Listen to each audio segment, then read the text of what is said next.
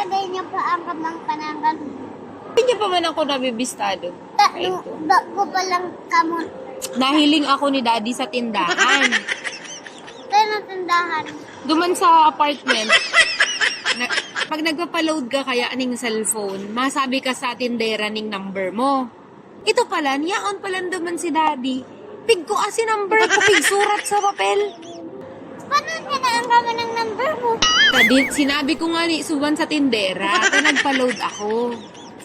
Tapos, pagkapot tika kung anong pananggal mo. Iyo, pig text na ako ni daddy. Duman na nag-text na kami ni daddy. Tapos, Tapos, love niya na ika. yan.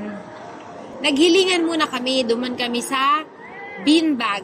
Sabi na ni Daddy, madumanda kami sa Bilyakasan.